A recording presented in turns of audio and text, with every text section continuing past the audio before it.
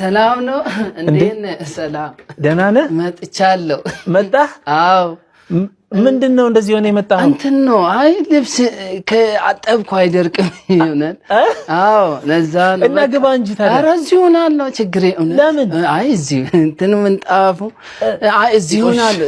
ተናገር አንተ። እዚህ ሆናለሁ። እውነት ችግር የለውም። እርገጠው ምንጣፉን። ይሄ ምንጣፉ አይ ይሄ እኮ ንጹህ ነው። ምንጣፉን እርገጠው። እዚህ ጋር ቁጭ በል። ተው እንግዲህ። ኧረ ተው እንግዲህ። ይሄ ጭራሽ በቃ አይወለቅም።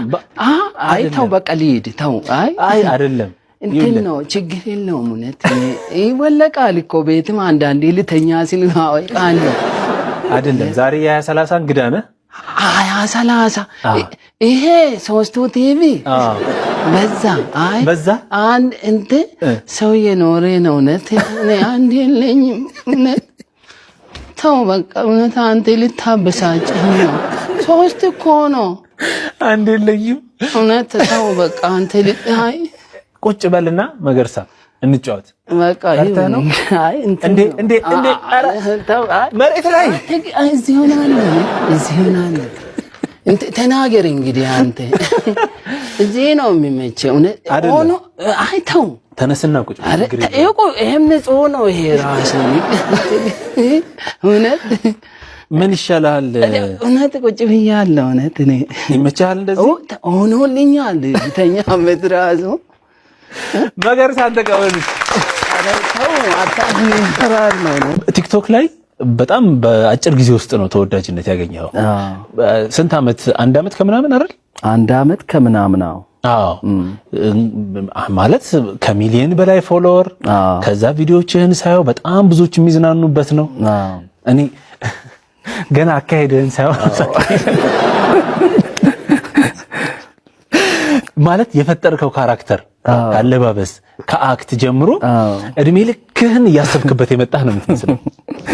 እኔ ግን ስሰማ አንተ ጭራሽ እንደውም እንደዚህ አይነት ነገር መስራት አታስብም ነበር? በፊት ነው አላሰብኩም። ስለ እንደዚህ እኔ በኮሜዲ ዘርፍም እሰራለሁ ብዬ አላሰብኩም ጭራሽ። ግን አንዳንዴ ሰው ለምንድን ነው አትሞክርም እንደ ሚዲያ እንደዚህ ቁጭ ብለን ብዙም አልጫወትም ስናገር ግን ጣል ስታረግ በቃ እሱም የሚቀርብ ሰው ሲሆን ነው እንጂ ከአዲስ ሰው ጋር ብዙም አላወራም። አዎ የሰው ልጅ ይፈተናል። ይመስሆናል ምናምን ሰው በቃ በኦሮምኛ የሚሰሙ ሰዎች በደንብ ነው የሚያውቁኝና ሳይት ውስጥ እንደዚህ ለባለቤቶቹ ነው ይሄ ልጅ እኮ ፌመስ ነው እያሉ ከዛ ባምባ ስራውን ስትሰራ እየታወቅክ መጣ። እየታወቅኩ ከዛ ቲክታከር አይደል እንዴ ምናምን እያሉ ከዚህኛው እሱ አይሻልም ምናምን ከዛ ከገበያ ያወጡኝ መጡ። ከውሃ ስራ ስለ ሰው ድሮ ይጂ ለ200 በ200ም 300ም ስራ ንቅም እሰራለሁ። እሺ ከዛ ሰው ይሄ ቲክታከር ነው ምናምን እየተባለ ስመጣ ከቲክታክ ብር ያገኛል አሉና ስለኔ ያገኘው አልነበርኩም በዛን ሰዓት። ግን ወደ 400,000 ምናምን ፎሎወርስ ነበረ እና ሰው በቃ ስለምወዱኝ በቃ አይጠሩኝም ትንሽ ስራ ላይ ስራ እየፈታው ካስተመር ያጣው መጣው።